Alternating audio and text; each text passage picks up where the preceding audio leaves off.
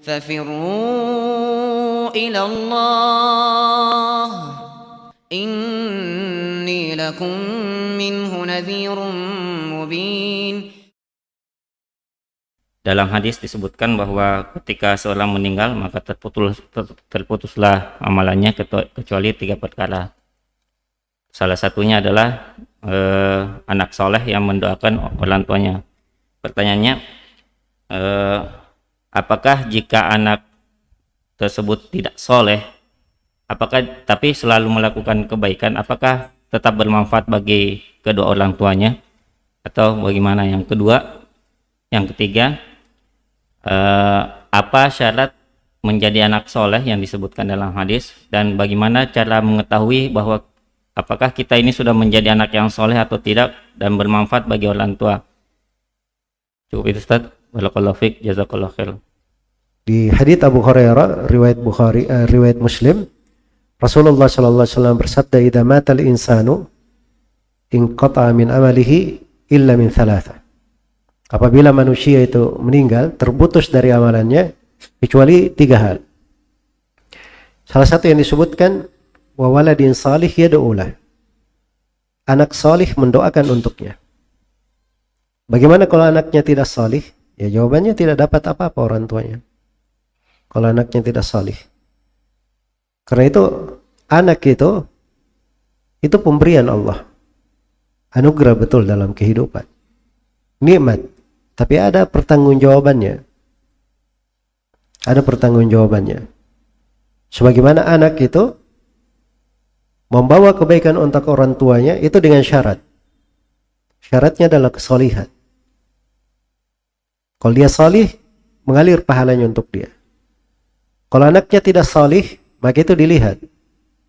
Ketidaksalihannya ini apakah berasal dari keteledoran orang tuanya, dia telantarkan anaknya, dia tidak didik, maka dia akan menanggung bagian dari dosa di situ.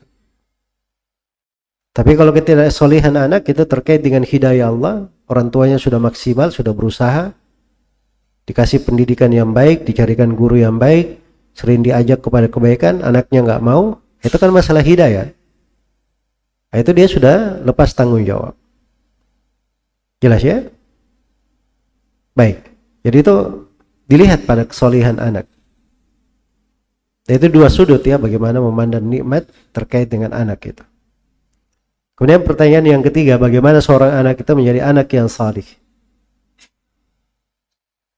Ini kesalihan yang paling pokok itu adalah tauhid, itu pokoknya pada kesalihan. Kemudian yang kedua terkait dengan keikhlasannya. Kemudian yang ketiga terkait dengan bagaimana dia mencocoki Nabi Sallallahu Alaihi Wasallam dalam kehidupannya. Iya. Dan 3 hal ini itu akan terwujud menjadi sempurna, semakin lengkap apabila dia belajar dan menuntut ilmu. Belajar dan menuntut ilmu. Sebab kalau dia tidak belajar dan menuntut ilmu, bagaimana caranya dia menjadi anak yang salih? Bagaimana dia mengenal pintu-pintu ibadah, lahan-lahan ketaatan? Ada pintu-pintu ibadah itu orang cuma duduk saja, dia beribadah ke sana sini, dapat pahala bergunung-gunung, memenuhi langit dan bumi. Cuma duduk, diam, tidak bergerak. Itu ada ilmunya, belajar. Sebagaimana ada orang yang duduk aja dia bisa berdosa sepenuh langit dan bumi pula. Karena di hatinya itu ada dari perbuatan-perbuatan yang tidak baik. Nah, ini perlu dipelajari apa yang ibadah yang terkait dengan hati, terkait dengan lisan, terkait dengan anggota tubuh. Ya, perlu dia pelajari apa-apa yang bisa merusak hati, berbahaya untuk lisan, dan menjadi dosa terhadap anggota tubuh. Nah, itu harus dia pelajari. Harus dia pelajari. Dan itu dengan tafaqquh dalam agama. Kayaknya Nabi Sallallahu Alaihi Wasallam bersabda, "May yuridillahu bihi khairan yufaqqihhu fid-din." Siapa yang Allah kehendaki baginya kebaikan, maka Allah akan buat dia faqih dalam agama. Belajar itu harus diberi waktu. Ya jangan kalau kehidupan dunia, Masya Allah, waktu siap kapan saja. Kalau urusan dunia, ada meeting bisnis, oh ya saya datang, kapan, di mana tempatnya, siap, langsung meluncur. Kiriman taklim, oh nanti kita bisa dengar di rekaman. Ya kapan-kapan. Insya Allah, semoga Allah beri hidayah dan semangat. Masya Allah. Ya semoga Allah beri hidayah dan semangat untuk kita semua. Tapi itu perlu usaha, perlu upaya. Harus ditunjukkan keseriusan.